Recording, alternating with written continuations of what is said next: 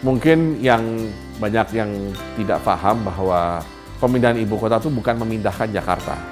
Ya, memindahkan ibu kota adalah memindahkan pusat pemerintahan.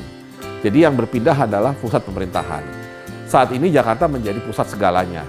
Apakah pemerintahan, ekonomi, bisnis, perdagangan, jasa, ya semuanya bertumpuk di Jakarta. Dan dengan memindahkan pusat pemerintahan itu, Jakarta bisa fokus lebih menjadi pusat ekonomi, bisnis yang tidak lagi nasional, lokal, tapi regional maupun internasional. Bayangan saya Jakarta harusnya bersaing dengan Kuala Lumpur, dengan Bangkok, ya bahkan kalau perlu dengan Singapura. Gitu.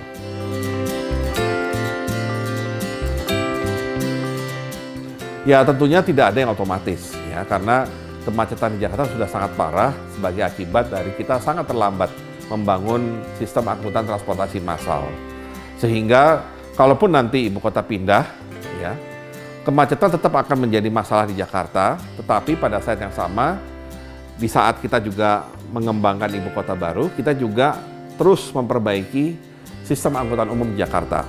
Ada yang memperpanjang rute dari MRT, LRT, ya, memperkuat sistem bus, bis, angkutan umum.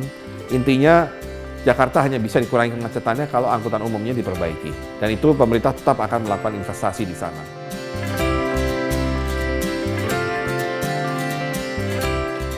Harus berlanjut karena Jakarta tidak akan bisa sustainable kalau tidak mengurusi dua masalah utama yaitu kemacetan dan banjir. Ya, jadi infrastruktur terkait dua hal itu harus diutamakan dan terus dibangun. Swasta bisa memanfaatkan aset-aset yang tidak dipakai oleh pemerintah pusat di Jakarta. Ya, dan tentunya pemerintah pusat mendapat pendapatan dari pemakaian aset tersebut yang bisa dipakai untuk membangun infrastruktur di ibu kota baru. Kalau istana mungkin enggak ya, karena kan istana itu sekarang pun mungkin kan Anda tahu, istana presiden itu lebih dari satu. Ya, ada istana di Jakarta, ada istana di Bogor, ada istana Tampak Siring, Yogyakarta. Ya, jadi nanti ada istana di Jakarta, itu aja.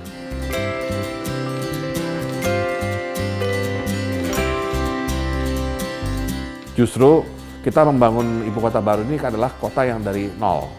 Jadi tidak membangun di kota yang ada.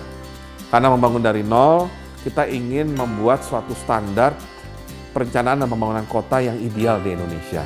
Di mana seharusnya kota itu dibangun, direncanakan dengan baik, sehingga kegiatan ekonomi dan penduduk itu mengikuti perencanaan yang sudah dibuat, bukan perencanaan itu disesuaikan dengan penduduk yang sudah ada maupun kegiatan ekonominya. Jadi kita harus balik, dan infrastruktur dasar semua dilengkapi. Sehingga masalah-masalah yang klasik di wilayah lain seperti tumpang tindih lahan tidak terjadi. Ya, karena sudah jelas dari awal, ini perencanaannya seperti ini, zona ini dipakai untuk apa, ya, dan siapa pemiliknya sudah jelas semua.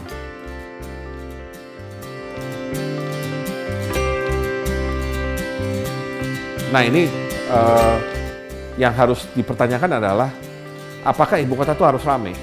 Apakah ibu kota harus jadi kota besar seperti Jakarta? Karena kalau kita hanya menciptakan kota besar seperti Jakarta, berarti kita cuma memindahkan masalah dari Jakarta ke tempat lain gitu. Justru kita membangun ibu kota di kota yang relatif livable, kota yang benar-benar ideal untuk ditinggali.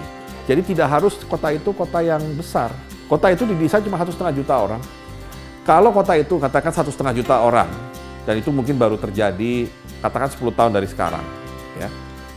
Pada saat itu, ibu kota baru dengan 1,5 juta tidak akan masuk daftar 10 kota terbesar di Indonesia, atau bahkan mungkin adanya cuma di ranking nomor 20 perkiraannya.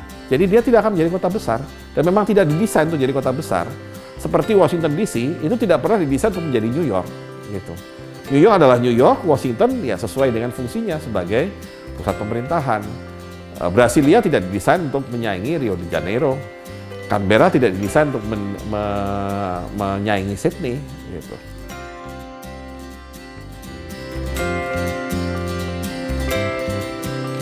Tetap ada, karena bagaimanapun, ya, kota 1,5 juta itu akan memberikan dampak ekonomi kepada daerah sekitarnya. Dan dia akan cepat berkembang sebagai kota karena dia sudah punya satu bisnis inti, yaitu pemerintahan. Ya. Kota itu biasanya berkembang cepat karena dia punya beberapa atau ada bisnis inti yang membuat kota itu berkembang. seperti Jakarta karena dia semuanya maka berkembangnya sangat cepat. Jauh dibandingkan event Surabaya atau Bandung misalkan. Nah, ibu kota baru ini sudah punya core, punya inti yaitu pusat pemerintahan. Pusat pemerintahan itu akan menarik sekitar 200 ribu orang ya yang tinggal situ untuk pegawainya, nanti membawa keluarganya, kemudian akan ada bisnis yang masuk untuk memberikan pelayanan kepada orang yang tinggal di situ, sehingga ekonomi juga bergulir, ada multiplier effect untuk wilayah sekitarnya. Dan pada saat yang sama kita juga ingin mengembangkan 6 metropolitan di luar Jawa, sehingga kita harapkan dengan adanya ibu kota baru dan 6 metropolitan tadi, kita berharap pelan-pelan ketergantungan terhadap Pulau Jawa bisa mulai berkurang.